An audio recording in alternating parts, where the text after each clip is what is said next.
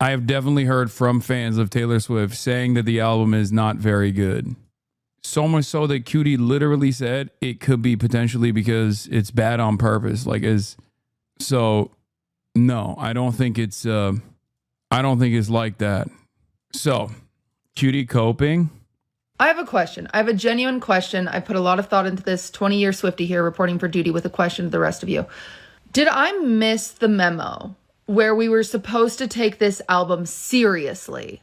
Because what I remember is that it was announced on a podcast. I just don't know enough about like Swiftie lore and Taylor Swift in general to actively to be able to. I haven't even listened to the album yet. I've just been consumed with a lot of the takes off of the album. I know that there is I'm not like I just don't care. Obviously, you guys know I'm not like the biggest music listener in general, but what I have seen is, I know Cutie is coping and that's okay. Lol, Taylor says is serious and she doesn't mind that people have their opinions on it. I mean, first of all, it's not a life or death situation, right? It's a famous recording artist who came out with an album and maybe it wasn't as well received as previous ones, and that's okay. Saw a TikTok saying listen to the lyrics like it's an MF Doom song and it's good. Oh, I saw that one too. That's actually a banger TikTok. I was going to bring that up too. It's not the end of the world if this album didn't hit. You know what I mean? If this album didn't hit as well as previous albums did, it is what it is, right? Like it's not going to change the world. I will say, however, that there are a lot of people who I think were just like waiting for Taylor Swift's downfall too, because she's super popular. At least listen to this one. Canceled lyrical video.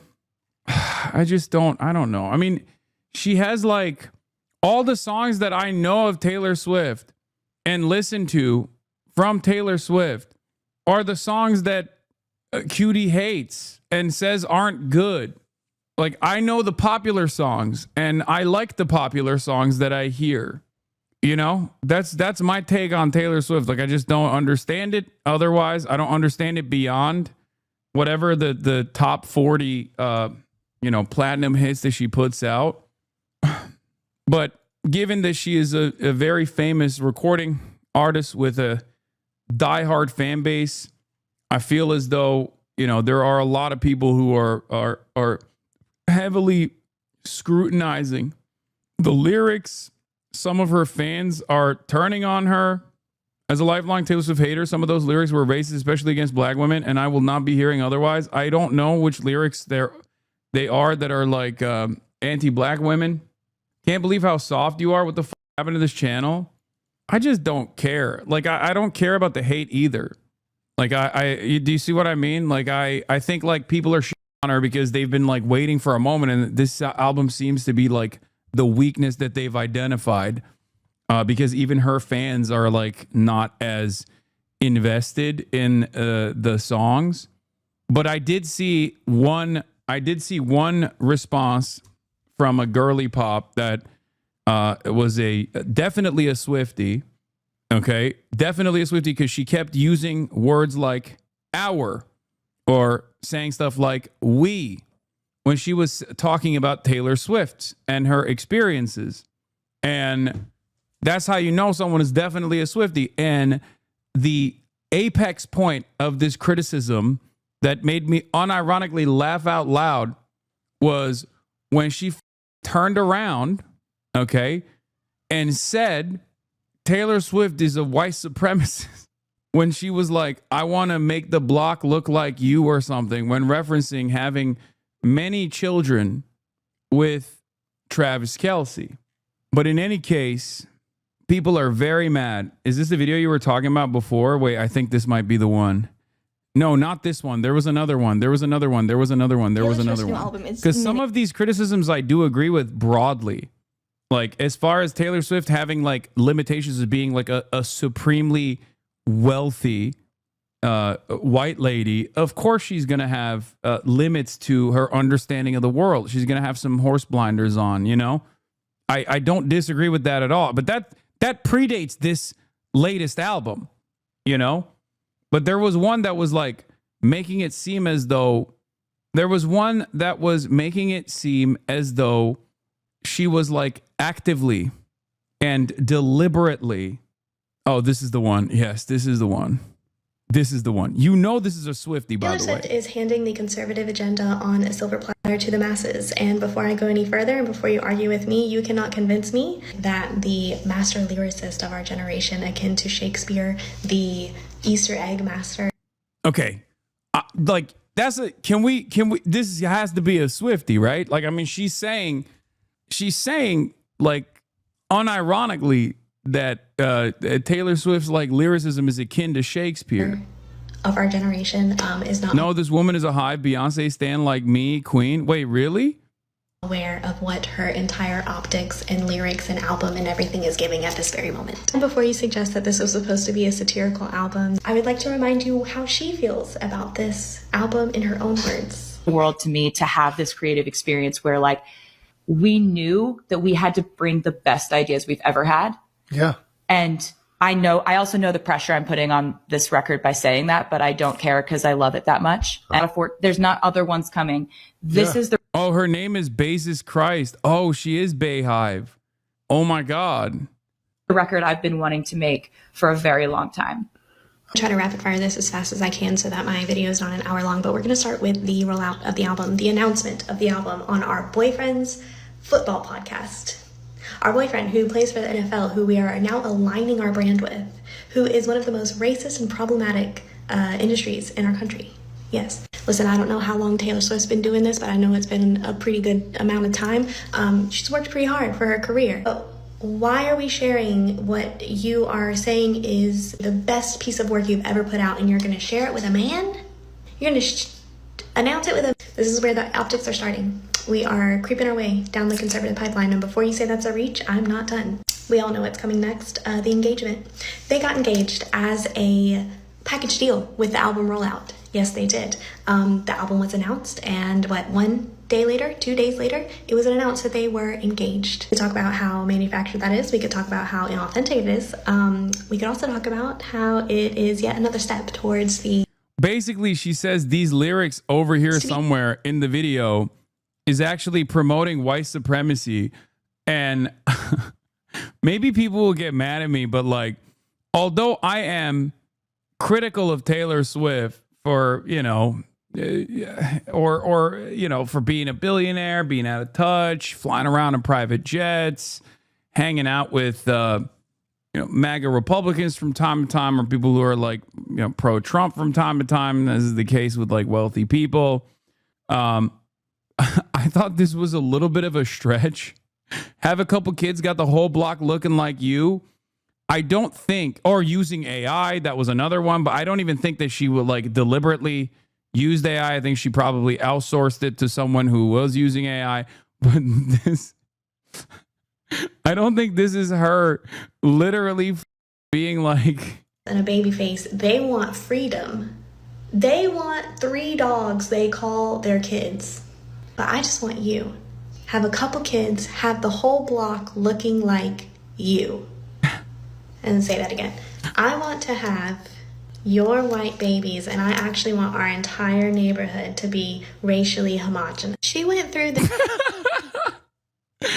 No, dude, I don't think that was what the intention was. I think she just meant like she wants to have a lot of children. I do like, is woke back? Because I feel like this is like 2020 era of woke. I think this is like, you can say she's like tradwifing it for sure. But like when you say this is, you know, basically her saying the 14 words, I feel like that's not, I don't know. I feel like that's maybe a stretch. But then again, I haven't seen talking like Travis Kelce is a Gaza journalist. What is this? He's out there every single week putting his life on the line. She's talking about Travis Kelce like he's some journalist in Gaza fighting for his life. Wait, what? Taylor Swift addresses why she hasn't headlined the Super Bowl halftime show yet. I'm in love with a guy who does that sport on the actual field. That's violent chess. That is dangerous. The whole season, I'm locked in on what that man is doing on the field. Can you imagine? He's out there every single week putting his life on the line. And I'm wondering what my choreo should be. I should do 2 verses of Shake It Off into Blank Space into Cruel Summer would be great. This has nothing to do with Travis. He would think this is great. I'm too locked in. Yeah, Tribe Wife who's a workaholic billionaire. No, I'm saying that the presentation is like she's very happy. She's very happy about her relationship. And the album, I think, reflects that. And I think maybe it's not. Hasan, you don't understand this because you're white? What do you mean? Understand what? I mean, I don't know why she's talking like she's a cop wife over here. You know what I mean? I guess objectively, the NFL is probably a little bit more dangerous than being a cop. The rule of show business is if the first week of my album release and you're saying either my name or my album title, you're helping. That was her response to the fans who dislike the life of a showgirl. Oof. She throws shade at Megan Thee Stallion and says she's not a bad bitch or a savage. She also calls Travis X Onyx and herself as opalite. Taylor Swift is a white supremacist, full stop. I mean, I'm not a Swiftie by any metric, okay? But I feel like a lot of people who are angling this from every avenue so far has taken it to, dare I say, extreme levels.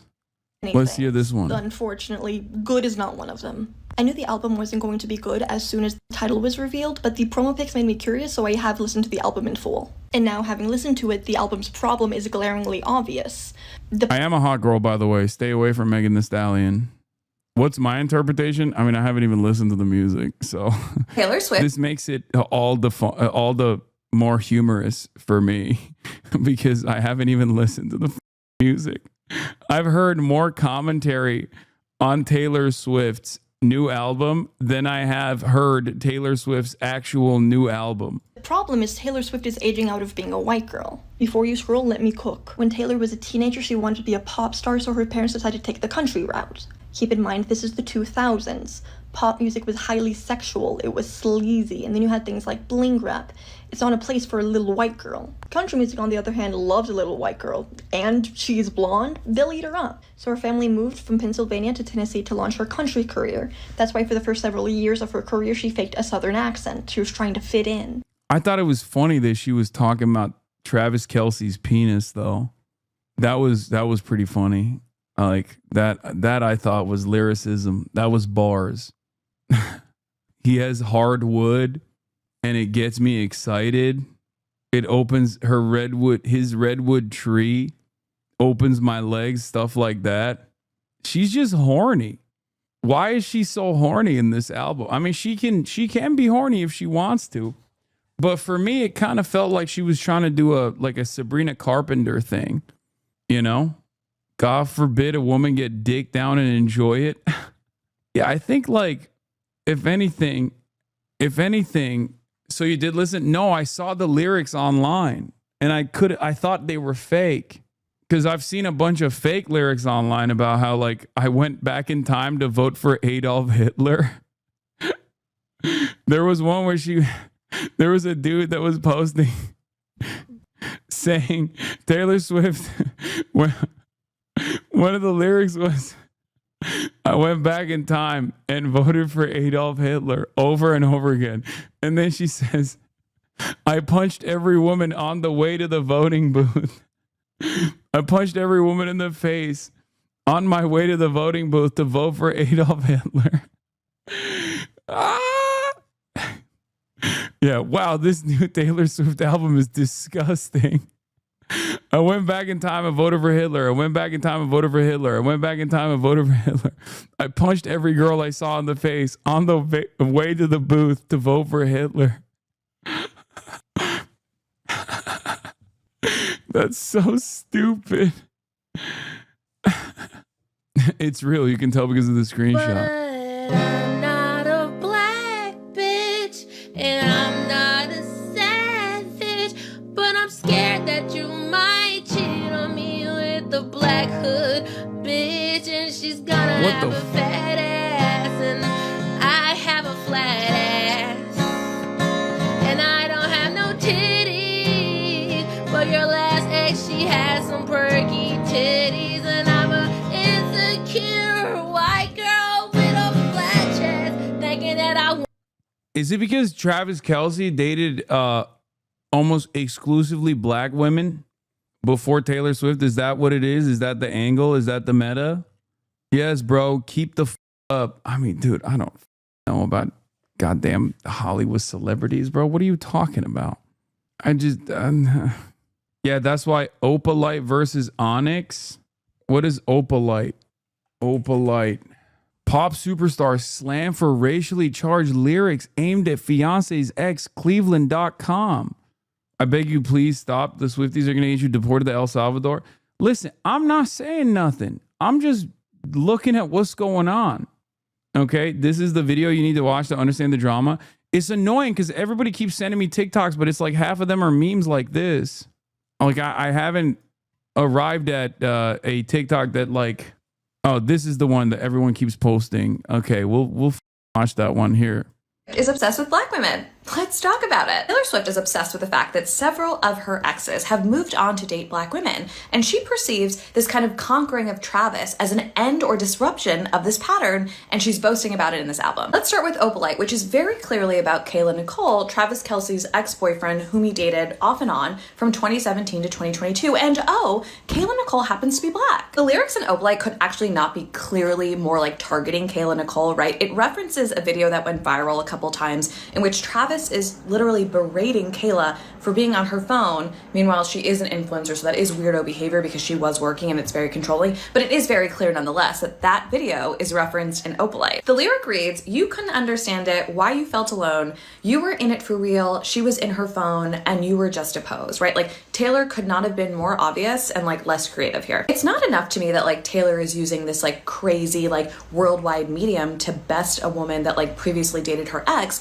It's also the fact that like Taylor is fully aware that Kayla has received like relentless and racist harassment, oftentimes terrifying, from Swifties in reaction to the fact that she previously dated Travis. So like this is like purposefully and like blatantly violent. This song accomplishes two things at once, right? It proves the fact that Taylor Swift is obsessed with black women, and it endangers Kayla Nicole. But obviously our country is not at its best with critical thinking, so let's like analyze a different part of the song, right? So another lyric says, "But I'm not a bad bitch, and this ain't savage, but I'm never gonna let you down." So in this song, Taylor positions herself as this like unique, singular white flower that is so different from what? Black culture. And once you step back and realize the song is like final boss pick me ex racism, you realize that Taylor Swift is preoccupied with like this obsession with black women, in part because Travis Kelce has predominantly dated black women in the past, and she wants to define herself as different from his past and therefore better. Again, very weird, very pick me. Oh my God, Opalite is in reference to Midnight's album. Wait, so she's not even mentioning Opalite as a counter to like Onyx or something? Is that what it is? Everybody has long COVID now, brain fog. Yeah, I can see that. I need so much, dude. This is like, I need to download so much lore to understand exactly what the happening here, and I feel like I'm in treacherous waters, even trying to comprehend what the happening here. I feel as though this is I'm not even gonna call cutie because then people are gonna yell at me. Please listen to a normal person who isn't being parasocial about the music but explains the race element. Behavior. Taylor's not only preoccupied with this idea that Travis has historically dated black women, it's also the reality that several of her exes have moved on from her to black women. And that confounds and ultimately like enrages her, and she's so obsessed with the pattern and the idea that she had to talk about it in this album. Chris, give me examples. Okay, well, we have Harry Styles, who is now reportedly dating Zoe Kravitz. We have Tom Hiddleston, who has moved on to be engaged to and co-parent with a black woman whose name is Zawe Ashton. And then we have Calvin Harris, who went on to marry a black woman named Vic Hope. So it is a pattern, and Taylor Swift is clearly aware of it because she is obsessed with her exes, and all of that together is making me feel very, very strange. And ladies and gentlemen of the jury, today I'd argue that this idea, the idea that white men have historically left Taylor Swift for black women, is part of her personal mythos, right? I imagine she finds it both confounding and devastating that these men have left her, who is like the pinnacle of Western white beauty, right? She is the ideal white woman.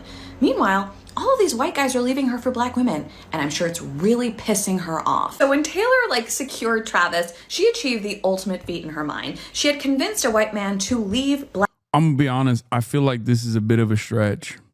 Like, I'm saying that even if I were to believe that Taylor Swift despises black women, which I have no reason to assume that there isn't regular whiteness embedded in that sort of attitude.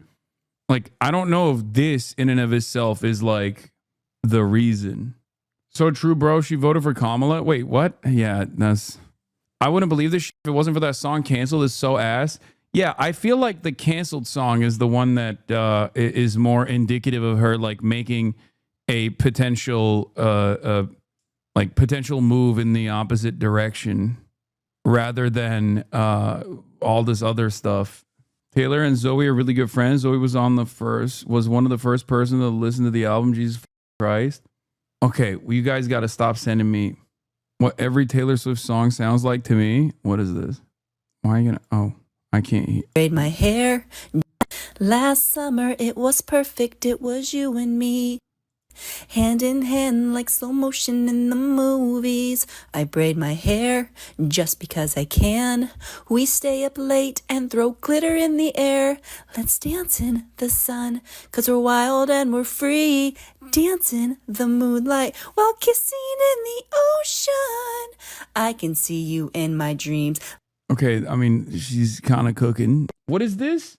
Taylor Swift attempts to silence critic. ACLU fights back. Wait, what the what the the ACLU was beefing with Taylor Swift? Pop front editor Megan Herning wrote a post titled "Swiftly to the Alt-Right. Taylor subtly gets the lowercase KKK in formation." What? How far does this well go? What the Labeling the blog post as defamatory and demanding that she issue a retraction and remove the story from all media sources and cease and desist. The way Travis flirted with Taylor throughout his podcast, he tried it with Meg first and she wasn't interested. No, I saw that it's from 2017.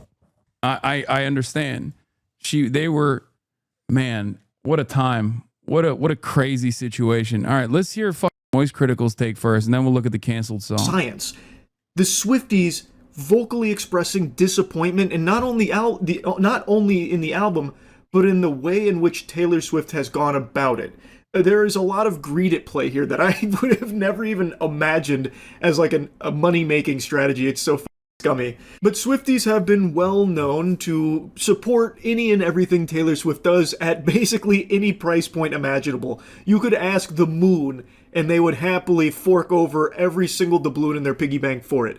They would pay $5,000 to be in the same room that Taylor Swift farted in 5 years ago, and they would pay that with a big smile on their face, and go online to rave about the incredible experience being near a smidgen of ass molecule that Taylor Swift shared the same air as this one room one time.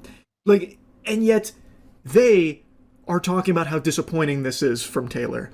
That's crazy to me. That has to be an indicator for an impending apocalypse. I bet if you correlate this with the Mayan calendar, we're going to find evidence to the end times right around the corner. It is shocking, to say the least. And since I brought up the end times, I want to tell you that the end of bad hygiene is here, thanks to our soap Cheeky. We've got a new scent available now. It's the Sunday Scaries. It's our vanilla scent, which is a scent that has been requested highly for the last year, and it's finally here. So you can go to usecheeky.com and get yourself the best soap ever created. So naturally, before getting into the greedy monetization model for this album, Life of a Showgirl, I'll go ahead and give you my opinion on the album because I decided to take a little listen. I didn't hate it. Like, I'm gonna be honest, I don't know what all the hoopla is about. Like, it seems like just a very normal Taylor Swift album. Admittedly, there's nothing on there that jumped out at me as a class. Yeah, I feel like for white guys or just dudes in general, right? This doesn't like even the stuff that I have bits and pieces that I've heard, like it just sounds like previous Taylor Swift albums. And I don't know if that's like up to say, but I didn't even fully understand like why Swifties didn't like it. So for me, I mean, there is nothing different about this song than other Taylor Swift songs that I have heard. Like it doesn't even track as like, I mean, people will say like, oh, this is worse. I'm just telling you, I can't understand why this would be worse. I mean, lyrics aside, I'm just talking like if I were to listen to any Taylor Swift song, like this is just, it just sounds similar. As far as the lyrics goes, good thing I like my friends canceled. I don't know what she is like referencing here, but I guess like she's taking a anti-cancel culture stance. That's because you're musically illiterate. As a longtime Swift hater, this album is objectively worse, is sonically petulant and annoying. She's talking about Blake Lively. What's the cancellation of Blake Lively? Taylor Swift confirms canceled meaning on the life of a showgirl. Oh, it's the thing. The Justin Baldoni situation. That's what it is. Could be Brittany Mahomes too. Wait, that's crazy. No. Old unk ass. You think it's about... Okay, do I need to pull up Fantano's take on this? Someone send me the Anthony Fantano review, please. Wait, did you girl boss Too Close to the Sun? I like them cloaked in Gucci and Scandal and Poison Thorny Flowers, Tone Deaf and Hot. Let's off her. Commentator previously called the pop star and actress girl bosses who flew too close to the sun. Candace Owens? Blake Lively? Blake Lively appears to respond to the backlash to tone deaf publicity for It Ends With Us. Hi everyone, me Tano here, the internet's busiest music nerd, and it's time for a review of the new Taylor Swift album, The Life of a Showgirl. This is the 12th full-length studio album from, I guess, who's the biggest songwriter on the planet, Miss Taylor Swift. What can be said about Taylor Swift that has not been said a million bajillion times already? Or would even be widely agreed upon by everybody? Continually, I find the strangest thing about Taylor Swift to be that there is just so little agreement on her, despite her immense fame and exposure. She's almost like a Rorschach test for pop fans. Yeah, I just realized I think this lyric is about me. I like him cloaked in Gucci. Remember when I got canceled for having a famous Gucci shirt? I think she was talking about me, dude. She must have seen the GQ photo shoot. Yeah, that's what it is, actually. I think she also had a 4chan account. No, dude, I don't think she has a 4chan account.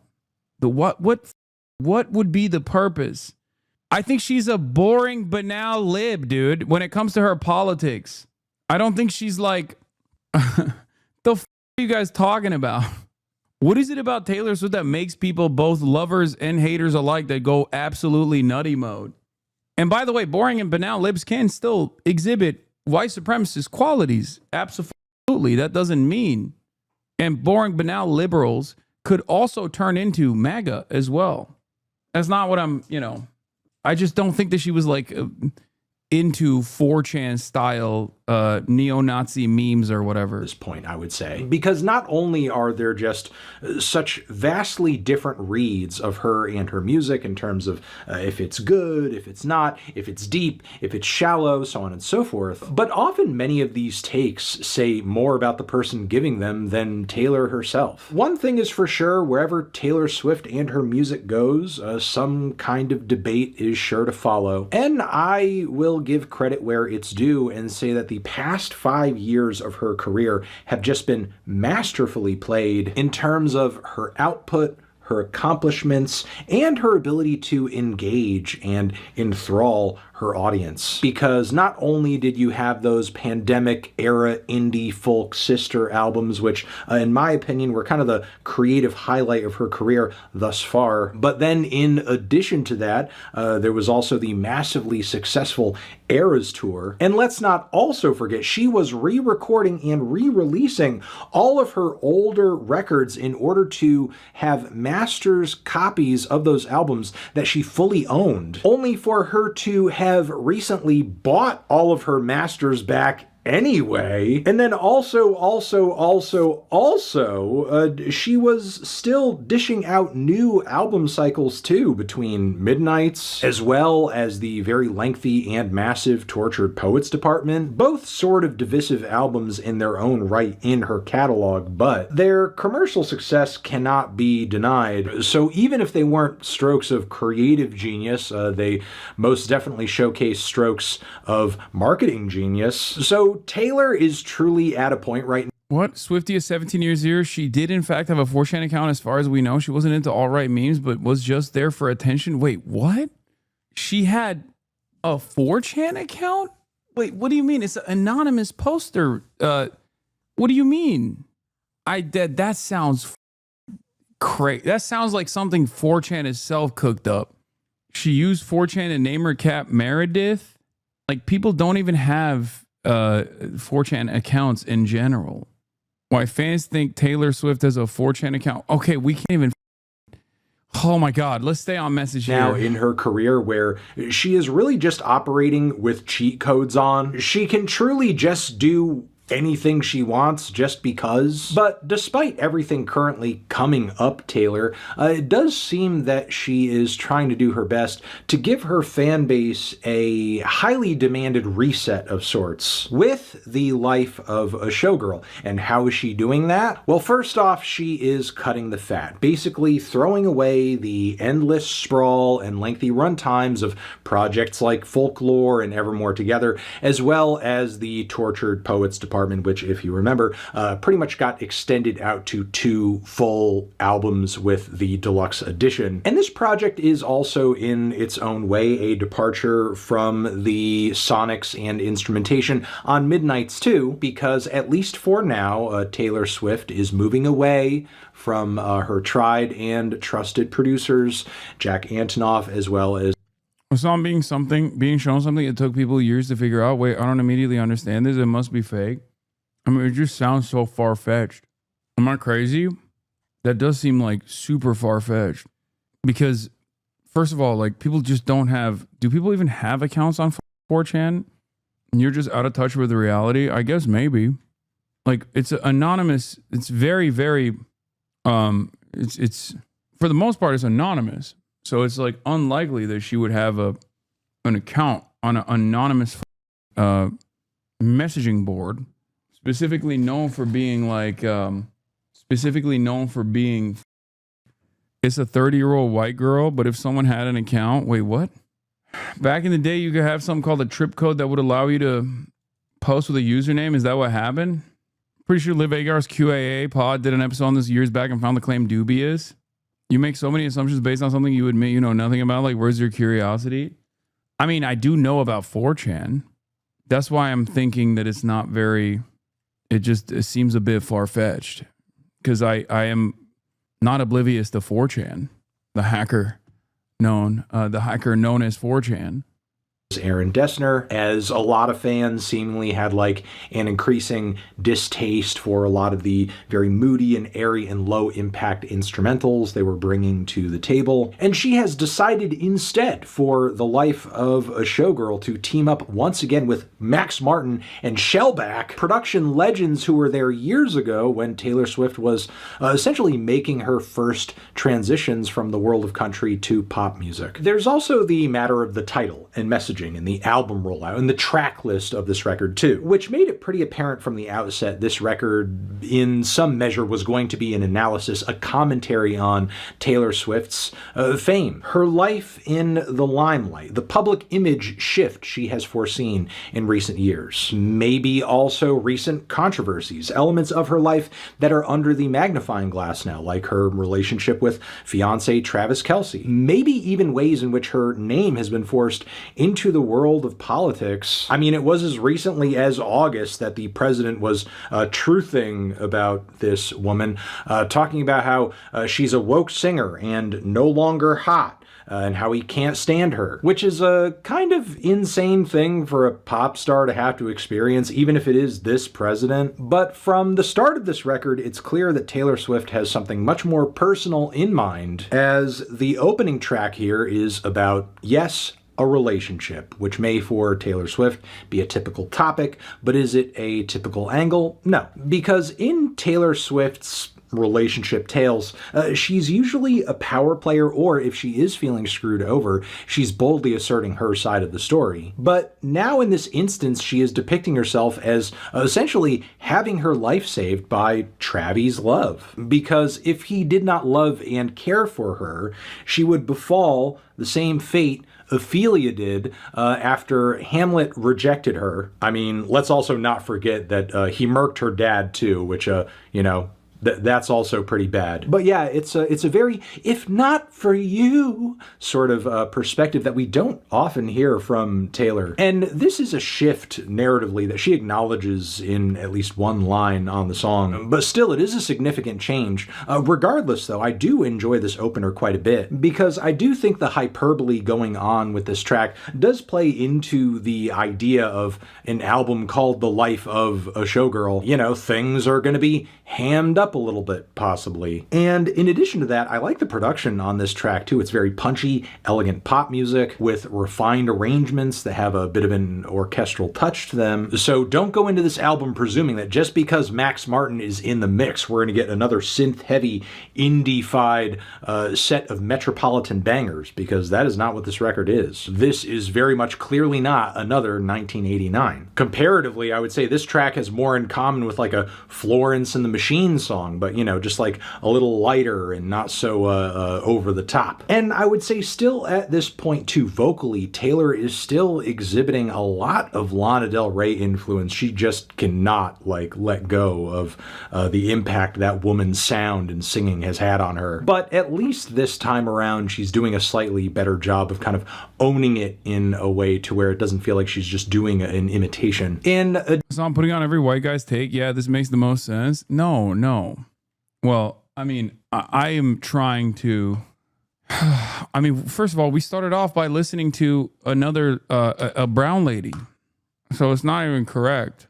In addition to this, I would say a lot of these same elements are present on the following track, Elizabeth Taylor, but they're turned up to 11 with bigger drums, grand piano touches, strings, shoutier vocal passages too. Really cute lines as well, like "Be my NY when Hollywood hates me." And the track for the most part seems to very much be about how love and fame intersect for her, while also addressing her potential shelf life as a public figure. Following this, we have Opalite, which I would say is another highlight on the album, contributing to a pretty strong first leg. And the verses on this track read with the same groovy, soft pop rock instrumental palettes that you might catch on a Fleetwood Mac classic. But then it bursts into this jubilee of 60s girl group vocal harmonies. Big contrast, but simultaneously, Taylor and her collaborators somehow make it work. And they've really modernized this sound with sequenced drums and digital reverbs that make all the instrumentation sound real starry. Overall, it's one of the more toned down songs in the track list here, but still, it's smooth and catchy nonetheless, and a welcome change from a lot of the turgid and tedious pacing of many songs from Tortured Poets. But Showgirl, as direct as it is not entirely a simple listen, because Taylor very quickly in this track list begins to complicate things a little bit with some very strange messaging and points of view, like on Father Figure, which is another number that does stick with me, honestly, instrumentally and melodically. I do think it's quite the earworm. And I also appreciate how the drama of this track fits in with the... You don't listen to music, so you won't know, but this review reeks of Fantano taking Dark Money. The album is that bad? Dark Money? You think Anthony Fantano took Dark Money? Like Taylor Swift funded Anthony Fantano's review. Aesthetics and the overall mood. He gave it a 4 out of 10. Guys, spoiler, dude. And vibe of a showgirl album. On some level, it does feel like Taylor is a little in character, as to me this song kind of reads like the act of putting on a mask so you can get away with saying the sort of things that you actually want to say. As on this song, Taylor is very much playing out a bit of a power fantasy, talking about some sort of protege who she pings as reminding her of a younger version of herself. But deeper into the song, the lyrics talk more about Taylor's own character than this person, kind of portraying herself as this very benevolent father figure who protects the family and is kind of like guiding and helping this person, and all they ask for in return is that they are loyal. And while at first this figure comes across like, very nice and very understanding, I mean, still the way this operates, it's still very cold-blooded, it's business-oriented, it's his way or the highway. It's actually maybe a little Trumpian, especially as she drops lines about how her dick is bigger, and also you'll be sleeping with the fishes before you know you're drowning. So yeah, there are elements of this track and this character that are kind of unhinged, and as catchy as I think the track is, parts of it do skeeve me out because there are elements of it that feel like it comes from a place of sincerity. But for as much as I have some light criticisms for this song, the album begins to take a real serious nosedive into Eldest Daughter, which musically is kind of like your stereotypical millennial somber piano ballad. Taylor really retracts the claws on this one and instead portrays herself as somebody who is just overcome with sadness because of how dark and cynical the internet is, with lines like, everybody's so punk on the internet, everyone's unbothered till they're not, every joke's just trolling and memes, sad as it seems, apathy is hot. And not that these feelings or observations are completely inaccurate, but it's more of an issue of the messenger versus the message. Because, I mean, you're Taylor Swift. You're not the lone bleeding heart in an ocean of trolls and haters. Like, the way that you operate in the world and present yourself is just as calculated as any of these haters who are trying their best to act like they don't care. In fact, Taylor does exactly that deeper into the album, which we will get to in a bit, I guess. So she doesn't even live up to the portrayal that she gives herself on this song. And to further add to the disconnected fantasy world this song exists in, you have lines like, I've been afflicted by a terminal uniqueness. I've been dying just from trying to seem cool. I'm sorry, I get indigestion just thinking of saying that line. I've been afflicted by a terminal uniqueness. Do you have 4 months left to live? Like, what stage is this terminal uniqueness? Has it gotten into the lungs? After this, we have Ruin the Friendship, which more like Ruin the Song. I mean, it's not the most unique pop songwriter song out there for sure. But, if you like some old school Taylor Swift or some Jewel, you'll at least find something in the very personal and tragic story this song has to offer, as the track is all about a high school crush, the nostalgia, the imagery, the tension of, wanting to kiss this guy. But then suddenly, he passes away in an absolutely... The fact that every one of these Taylor Swift lines is 100% sincere makes me cringe that much more intense. Yeah, I mean, that in and of itself is like fine. I feel like people treat that as though it's like a ridiculous statement, but like, yeah, it's just, it's just cringe. No, that's what it is, right?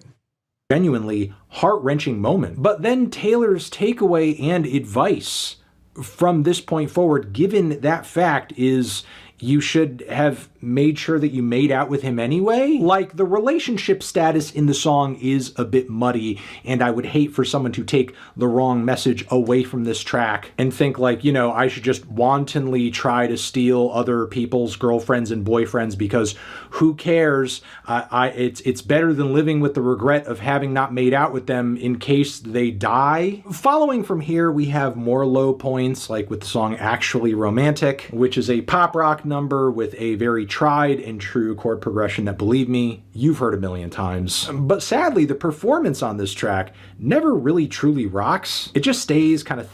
One thing that I've experienced with, what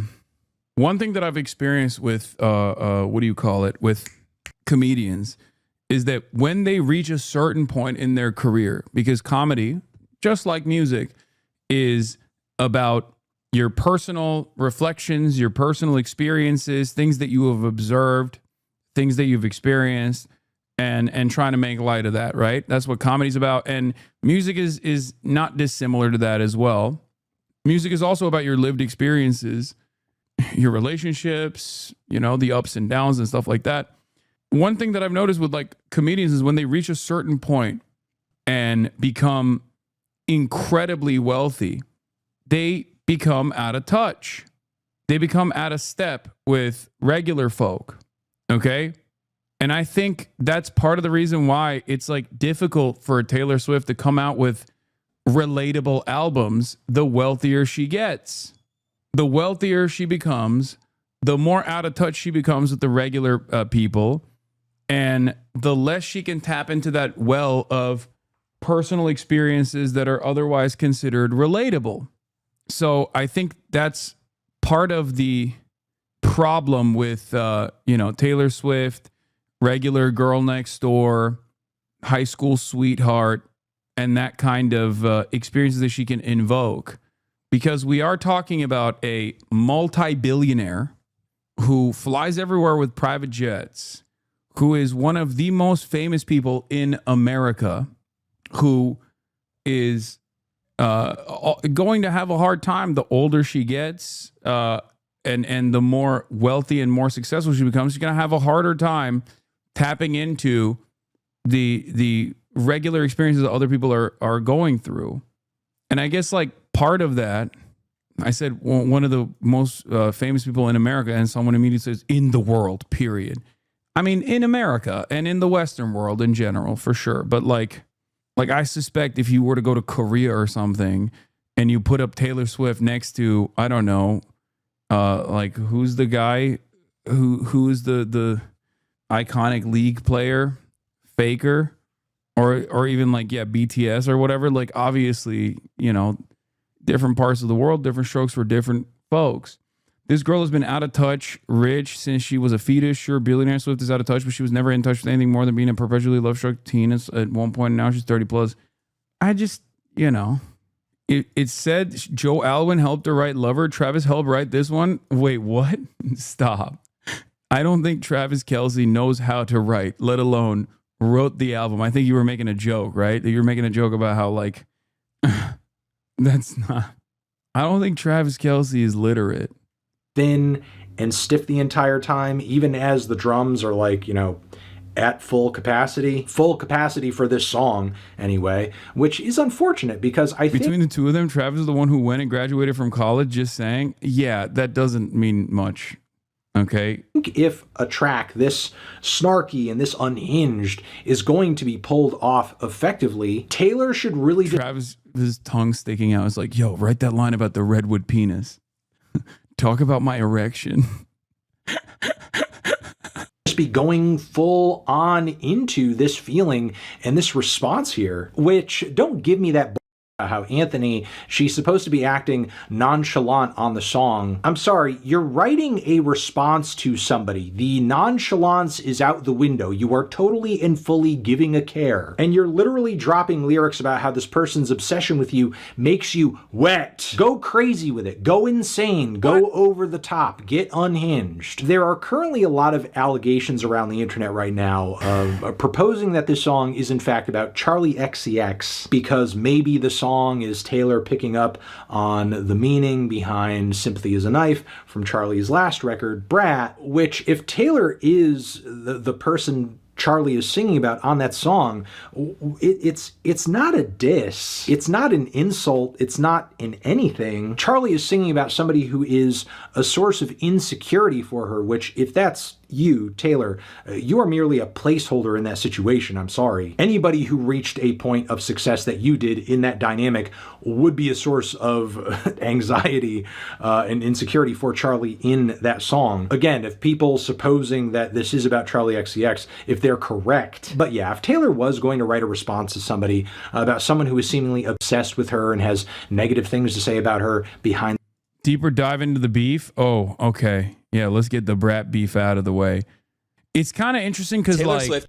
Charlie XCX and Taylor Swift both endorsed Kamala Harris. Not that it really matters in this situation, but Charlie XCX also has canceled friends, right? I mean, she's like homies with the Red Scare Girls and shit like that. So I don't really know. I don't really know what to make of this. Oh God, I don't really know what to make of that. Charlie didn't endorse. She called Kamala a brat. Okay, well, that's an endorsement. Is it not? She wrote a song about Dasha on Brat, and all these leftists are like, oh, Charlie.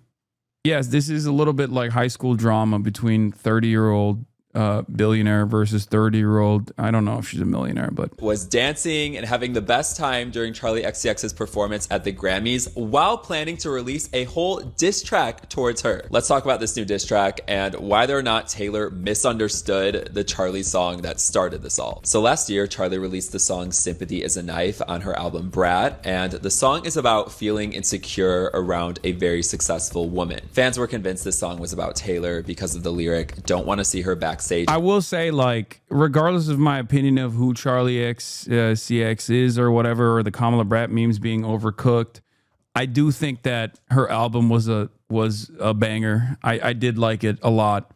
I listened to it quite a bit. It was pretty good. And I don't really listen to a lot of music.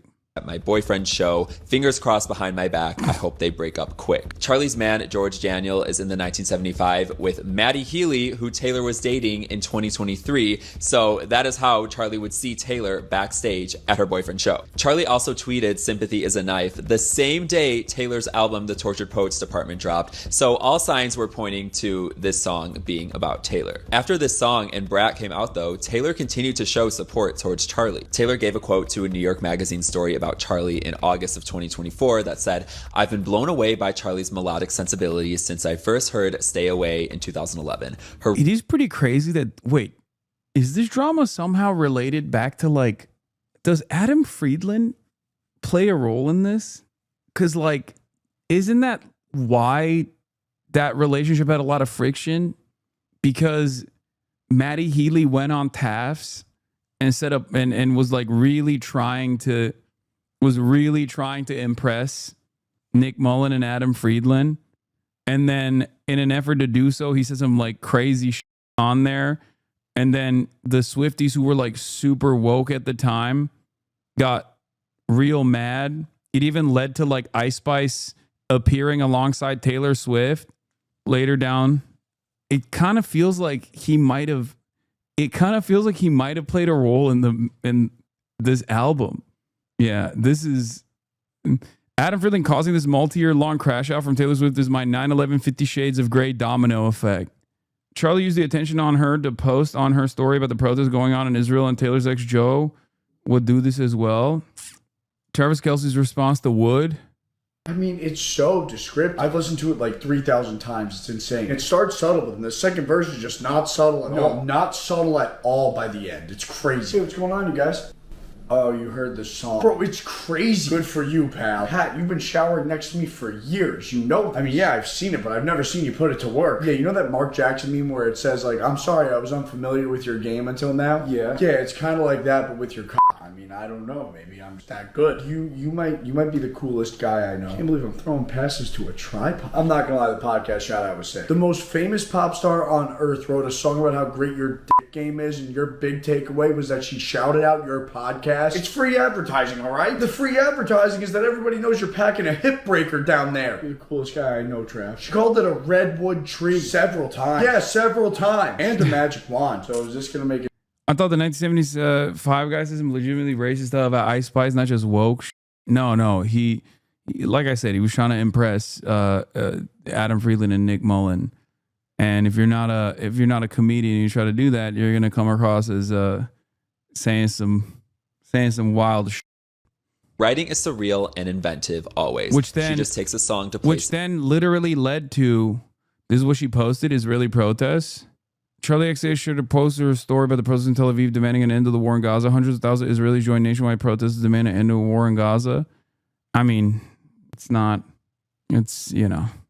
All right, cool. You wouldn't expect it to go, and she's been doing it consistently for over a decade. I love to see hard work like that pay off. And that was the same story that highlighted the photo shoot Charlie did with a severed, bloody hand that had a friendship bracelet on. A lot of fans thought that this was some sort of shade towards Taylor because Taylor's whole brand at the time was friendship bracelets, which were insanely popular during the Eras tour. But Taylor was still vibing to Charlie's performance at the Grammys. Taylor recorded The Life of a Showgirl in summer of 2024, which means that she gave a quote to an article praising Charlie and danced to her performance at the Grammys while already having her song, her diss track, Actually Romantic made. The song is about someone who hates on Taylor so much to the point where Taylor is actually flattered by it because it's giving fan behavior. The opening lines of the song are, "Heard you call me boring Barbie when the coke's got you brave, high fives my ex, and then you said you're glad he ghosted me." Okay, this also feels like I'm not mad. I don't even care. I'm not mad at all, by the way. Like, that's what it's giving, right? And for me, it's like, you're Taylor Swift. Like, you shouldn't in general. You should not care about anything. You're Taylor Swift. It reminds me almost of like the Mr. Beast moment where he was like he was like posting about Caleb. She wrote about her taking an L. Well, the Maddie Healy stuff is sensitive. It's her trigger. Now, Sympathy is a Knife by Charlie really isn't a diss track at all. It's about Charlie's insecurities with comparing herself to other successful women. So if Taylor based Actually Romantic solely off of Sympathy is a Knife, it does feel like she misunderstood that song. Maybe she was really offended by the friendship bracelet shoe, but then why go and dance to her performance at the Grammys? Like, yeah, well, she's not even mad. That's the point. People don't like how unbothered she is now. I mean, if she wasn't mad, she wouldn't say the coke's got you brave. If she actually wasn't mad, she just wouldn't make a song about it. Am I crazy? Like, I feel like that's not. Am I crazy? I'd be mad too. Charlie makes music that actually slaps. Also, she's hot. Two things. Okay, calm down. In the song, she implies she knows a lot of things Charlie has said about her regarding Maddie Healy. So this song is a more I know more than you think I know. You're fake and obsessed, not a response to Sympathy is a Knife. I just don't understand. This is sad though. I mean, there was a time when Charlie and Taylor were singing Shake It Off together every single night when Charlie was opening for Taylor on the Reputation tour. Let me know what you guys think of all of this and make sure to follow me for more music tea. Deep canyons on coastline. So why are we assuming this is about Charlie? Like, I feel like there is nothing next to implying that except for the cocaine. I like that we all assume that it's Charlie because she mentions cocaine, but I think it's I don't know. Why should we care about this? I'm just working through it. Okay. I'm trying to understand. It's like a boomer's first interaction with this. Taylor Swift sends Brittany Mahomes handwritten note on the heels of canceled song speculation. Pop star wrote the Life of a Showgirl track canceled about her. The former soccer pro took their Instagram stories Monday to share the note, which was inside of an orange sparkling PR package. If you're reading this, you're someone special who's shown love, someone I admire, someone ultimately I want to celebrate with as the welcome of the life of a showgirl into the world. The note reads, Mahomes was one of the many Swift's PR lists to receive the package after fans speculated the latter's track canceled was inspired by her. In the song, the Grammy winner seemingly offers a friend who's been publicly ridiculed an extended hand singing, "Did you girl boss too close to the sun? Did they catch you having far too much fun? Come with me when they see us, they'll run. Something wicked this way comes." She then goes on to sing, "Good thing I like my friends canceled. I like them cloaked in Gucci and in scandal." Like my whiskey sour and my poison thorny flowers. Welcome to my underworld where it gets quite dark. At least you know exactly who your friends are. They're the ones with matching scars. Fans suggest that Swift's line about Gucci was a nod to Mahomes after she sported attire from the fashion powerhouse in the 2024 U.S. Open. At the time, the mom of three was on a double date with her husband, Patrick Mahomes, Swift, and Travis Kelce, who also dressed in Gucci. Swift also penned an athletic nod in the track, singing, single drop, you're off the roster, tone deaf and hot, let's off her, which fans also speculated was about Britney. Wait, what is that? The Sports Illustrated model has come under fire online for subtly implying that she supports President Trump, notably opposing Swift's political beliefs. Britney also received heat for spraying a bottle of champagne at NFL fans after the Kansas City Chiefs defeated the Buffalo Bills. At one point, she took to X to address the hate she was receiving, writing, "I just wish I could do what I want without getting attacked every week." Bro, even I got a handwritten note from her. It's not news. Wait, I'm so confused. I thought you were on the "this is about Brittany Mahomes and she's a racist" train. And now it feels like you're saying the opposite. Which is it? The song is 100% about Blake Lively after the initial tone-deaf comments and an article calling her canceled during the movie press tour last summer before the Baldoni stuff. She wrote this album in the summer of 2024. Dog, she was spraying champagne on fans in minus 15 degrees. It was literally one of the coldest games ever.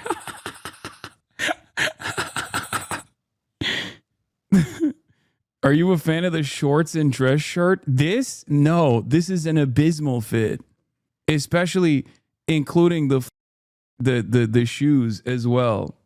That is craziness. That is crazy.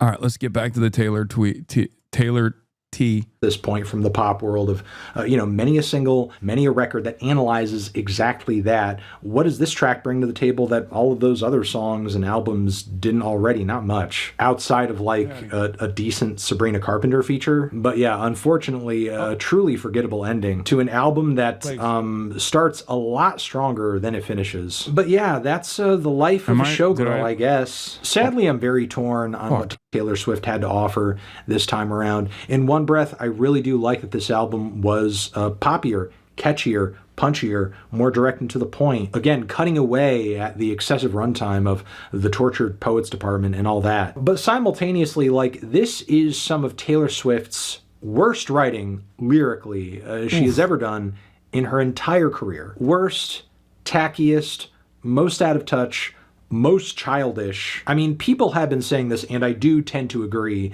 that there are songs that she wrote when she was a teenager or in her early 20s that comparatively to many songs on this album are more mature and more poetic. But I mean, you don't even need to go back that far. Just look at some of the autobiographical and otherwise writing that was all over Folklore and Evermore. Just 5 years ago, Taylor was writing immensely more mature and smarter tracks that had just a lot more depth to their emotions, to their storytelling, to a lot of things, frankly. Sadly, I feel like this record's biggest issue is that it truly is just dumbed down, which is why I'm feeling a light to decent 4 on this one. Tran? People are saying this is too positive of a review for Fantano because he's like a routine slapper of 2s on albums.